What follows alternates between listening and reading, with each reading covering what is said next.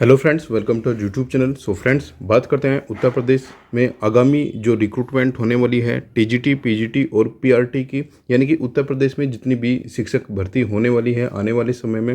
जैसे कि आपको पता है, नया शिक्षा सेवा आयोग का गठन उत्तर प्रदेश में किया गया है और आयोग की ओर से अपना जो कार्य प्रणाली है उसको भी स्टार्ट कर दी गई है। सो फ्रेंड्स, नियमावली में अब कुछ चेंजेस यहाँ पर किए गए हैं। जो भर्ती प्रक्रिया होती है पीआरटी, टीजीटी, पीजीटी, इन सब की जो भर्ती प्रक्रिया होती है उसमें कुछ बड़े बदलाव यहाँ पर शिक्षक भर्ती में उत्तर प्रदेश शिक्षा सेवा चयन आयोग की ओर से किए गए हैं। आइए देखते हैं कंप्लीट डिटेल्स, कौन कौन से बड़े चेंजेस और महत्वपूर्ण चेंजेस यहाँ पर भर्ती बोर्ड की ओर से किए गए हैं। सो फ्रेंड्स, चैनल पर पहली बार आए तो प्लीज़ चैनल को जरूर सब्सक्राइब कीजिए। फर्दर अपकमिंग अपडेट्स के लिए बेल नोटिफिकेशन प्रेस करना, जिससे सभी अपडेट्स आप तक प्राप्त होती रहे। आइए स्टार्ट करते हैं आज की वीडियो को। सो फ्रेंड्स, ये वो नियमावली है जो नई शिक्षा सेवा चयन आयोग की ओर से जारी की गई है। आप यहाँ पर देख सकते हो प्रारूप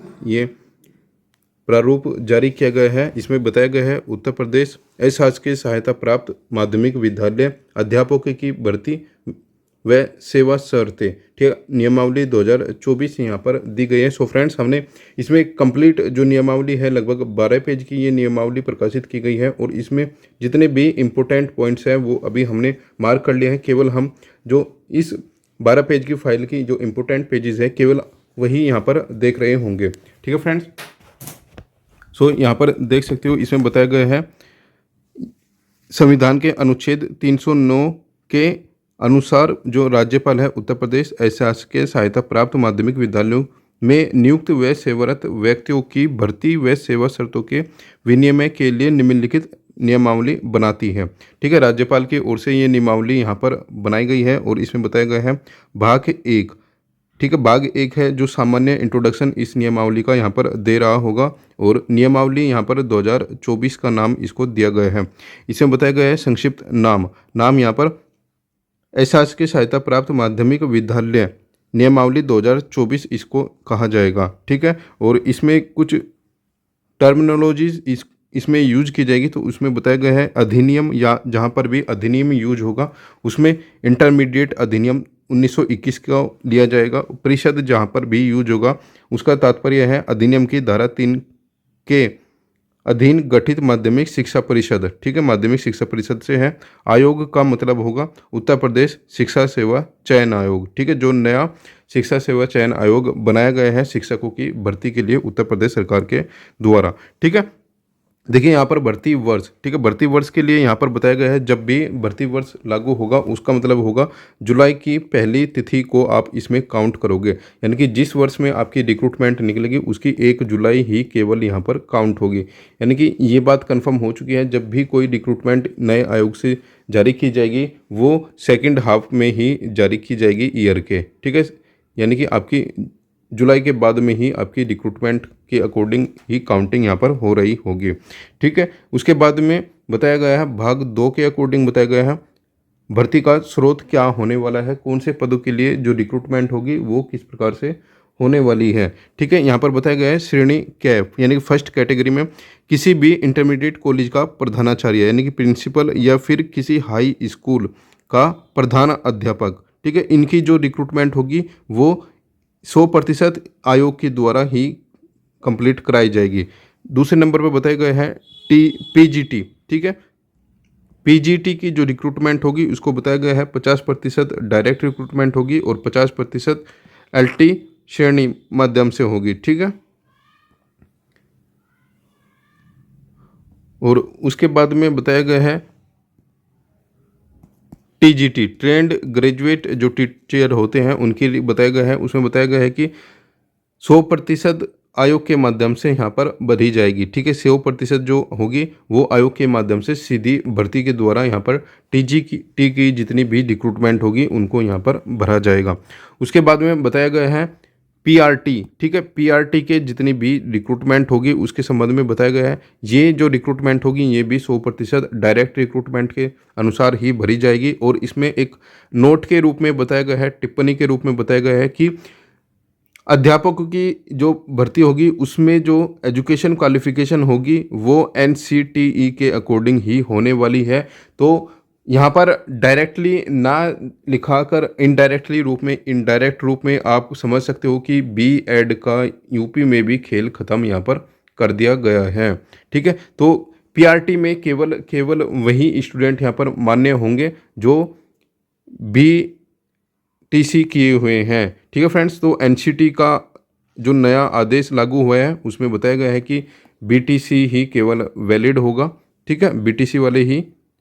और तो आप यहाँ पर देख सकते हो उत्तर प्रदेश में भी बता दिया गया है कि जो अर्हता होगी वो एनसीटी के आदेश के अनुसार ही यहाँ पर लागू होगी। काफ़ी कैंडिडेट्स को डाउट था कि पीजीटी में भी बीएड आ सकती है, लेकिन अभी तक जो ये नियमावली अपडेट की गई है इसमें पीजीटी में किसी भी प्रकार की कोई बीएड की योग्यता यहाँ पर अभी नहीं रखी गई है। ठीक है, बाद में जो भी अपडेट होगा वो आपको बता दिया जाएगा। इसमें अभी तक कोई चेंजेस पीजीटी में नहीं किया गया है।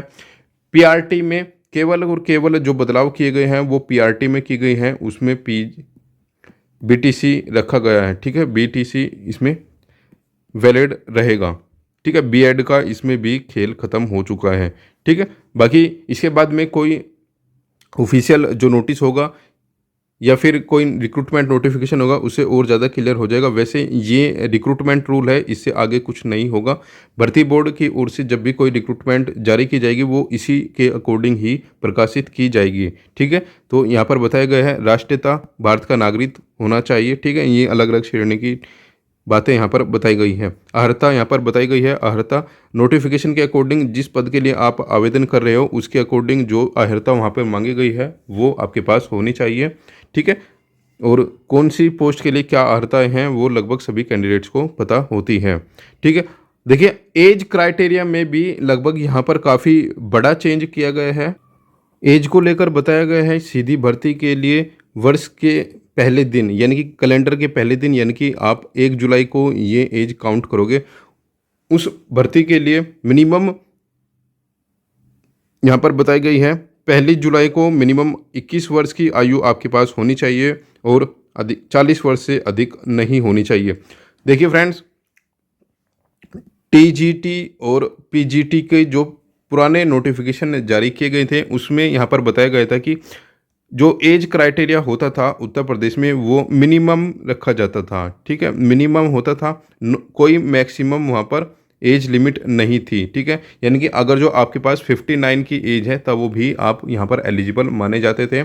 लेकिन इस कंडीशन में देखा जाए तो कहीं ना कहीं काफ़ी कैंडिडेट ऐसे होते हैं जिनको ओवर एज की वजह से, देखिए 60 की एज में यदि कोई कैंडिडेट सिलेक्शन ले लेता है तो वैसे भी ये कैंडिडेट तो बाहर हो जाना है क्योंकि 60 की एज में रिटायरमेंट भी हो जाना है। तो इसकी जगह कोई एक जो एलिजिबल कैंडिडेट होता था वो अब यहाँ पर नियुक्ति नहीं पाता था।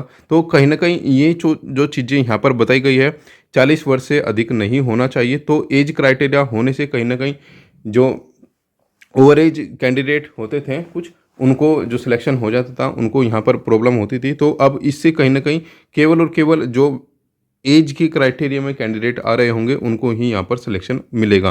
ठीक है, इंटरमीडिएट के लिए बताया गया है, प्रधानाचार्य के लिए और प्रधानाध्यापक के लिए भी बताया गया है कि कम से कम 30 वर्ष की आयु आपने पास कर ली हो और 40 वर्ष से अधिक ना रखी गई हो। तो यानी कि टीजीटी, पीजीटी, पीआरटी, ठीक है, पीआरटी और प्रिंसिपल, ये जितनी भी पोस्ट हैं इनके लिए 40 बस 40 में प्लस वही होगा केवल जिनको रिजर्वेशन मिलता है। ठीक है, मिनिमम एज 21 और मैक्सिमम एज यहाँ पर 40 रखी गई है। ठीक है, तो ये एज क्राइटेरिया एक बड़ा बदलाव ये आप यहाँ पर देख सकते हो। भर्ती प्रक्रिया में भी कुछ बड़े बदलाव आपको यहाँ पर देखने को मिलेंगे। रिक्तियों की अवधारणा बताई गई है। सीधी भर्ती द्वारा भरी जाने वाले पदों की रिक्ति संख्या नियम 4 के अधीन अनुसूचित जाति, ठीक है, रिजर्वेशन यहाँ पर बताया गया है। आयोग के माध्यम से सीधी भर्ती प्रक्रिया किस प्रकार से भरी जाएगी अब यहाँ पर बताई गई है। देखिए बताया गया है सीधी भर्ती द्वारा भरे जाने वाले पदों की विषयवार रिक्तियों की संख्या के साथ साथ अनुसूचित जाति, ठीक है, और अन्य जनजातियों की आरक्षित की जाने वाली रिक्तियों की संख्या भी अवधारित करेगा। ठीक है, ये सब चीज़ें बताए गए हैं। जो रिक्रूटमेंट होगी वो एज पर रिजर्वेशन पॉलिसी यहाँ पर रखी जाएगी। देखिए आपको इस पॉइंट में काफ़ी बड़े जो चेंजेस हैं वो देखने को मिल रहे होंगे। यहाँ पर बताया गया है आयोग आवेदन पत्रों की समीक्षा करेगा और प्रवक्ता और पीजीटी, टीजीटी और पीआरटी, ठीक है, इन परीक्षाओं के लिए अध्यापन हेतु प्राथमिक अध्यापकों के पद के संबंध में केवल लिखित परीक्षा आयोजित करेगा। ठीक है, तो आप समझ सकते होंगे टीजीटी, पीजीटी और पीआरटी में केवल एक परीक्षा यहाँ पर होने वाली है। पहले जो पीजीटी में इंटरव्यू था उसको अब हटा दिया गया है। ठीक है, यहाँ पर बताया गया है लिखित परीक्षा 2 घंटे की होगी, जिसमें एक ऑब्जेक्टिव टाइप क्वेश्चन पेपर आपको देखने को मिलेगा, जिसमें सामान्य ज्ञान व संबंधित वैकल्पिक विषय पर जो प्रश्न होंगे वो पूछे जाएंगे। ठीक है, जीके के क्वेश्चन होंगे और आपका जो मेन सब्जेक्ट होंगे उसके क्वेश्चन पूछे जाएंगे। सामान्य योग्यता की परीक्षा होंगे। लिखित परीक्षा की आयोजन के लिए केवल जिला मुख्यालयों पर ही परीक्षा केंद्र बनाए जाएंगे। ठीक है, ये सब चीज़ें यहाँ पर बताई गई हैं। तो ये बड़ा चेंज आप देख सकते हो टीजीटी, पीजीटी और पीआरटी की रिक्रूटमेंट में। इसके बाद में बताया गया है आयोग प्रवक्ता प्रशिक्षित श्रेणी व अशासकीय सहायता माध्यमिक विद्यालयों से संबंध प्राथमिक विद्यालयों में शिक्षण हेतु प्राथमिक अध्यापकों के पद के संबंध में लिखित परीक्षा के परिणाम प्राप्त। ठीक है, ये सब चीज़ें मेरिट लिस्ट के अकॉर्डिंग, मेरिट लिस्ट कैसे बनाई जाएगी उसकी बताई गई है। इसके बाद में जो डिटेल्स बताई गई हैं वो प्रिंसिपल और हेडमास्टर के रूप में बताई गई है। इनकी जो नियुक्ति होगी वो किस प्रकार से होगी।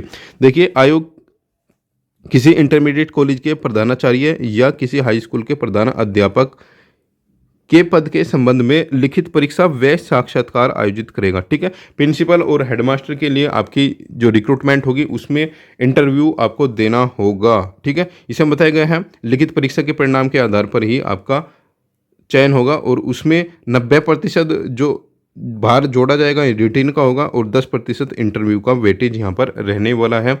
यानी कि इसमें रिटर्न और इंटरव्यू दोनों ही आपके लिए लिए जाएंगे।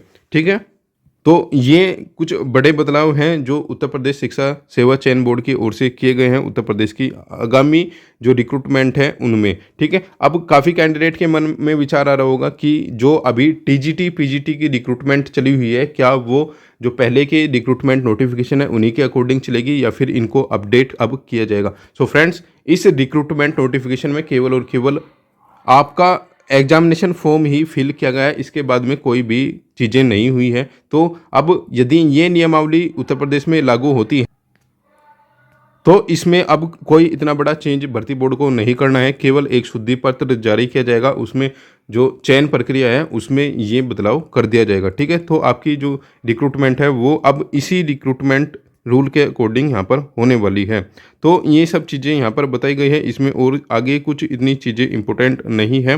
ठीक है, यहाँ पर आप वेतन देख सकते हो कौन सी रिक्रूटमेंट में कौन सा वेतन यहाँ पर बताया गया है। तो ये इस प्रकार का यहाँ पर जो सैलरी भत्ते मिलने वाले हैं, सैलरी भी आपको यहाँ पर आप देख सकते हो। ठीक है, प्रिंसिपल के जो ग्रेड पे होगा, ये ग्रेड पे 12 की जो रिक्रूटमेंट होगी और हाई स्कूल के हेडमास्टर की लेवल 10 की रिक्रूटमेंट होगी। प्रवक्ता के लिए लेवल 8 की जो रिक्रूटमेंट होगी, टीजीटी के लिए लेवल 7 और पीआरटी के लिए लेवल 6 की जो रिक्रूटमेंट है ये आपका पे ग्रेड यहाँ पर आपको मिलेगा। सो फ्रेंड्स, ये थी ये नई जो नियमावली भर्ती बोर्ड की ओर से जारी की गई है। इसके अकॉर्डिंग ही अब आपके उत्तर प्रदेश में जितनी भी रिक्रूटमेंट होने वाली है टीजीटी, पीजीटी, पीआरटी और प्रिंसिपल की रिक्रूटमेंट के लिए ये जारी की गई है। अभी इसमें जो भी नए चेंजेस बनाए गए हैं वो आपके लिए हमने यहाँ पर जो भी इम्पोर्टेंट चेंजेस थे वो आपको बताए हैं। ठीक है, देखिए उत्तर प्रदेश में नए जो चेंजेस होने हैं इसमें एक तो एज के रिगार्डिंग हुआ है। एक पीजीटी में केवल ओनली एग्ज़ाम अब होगा।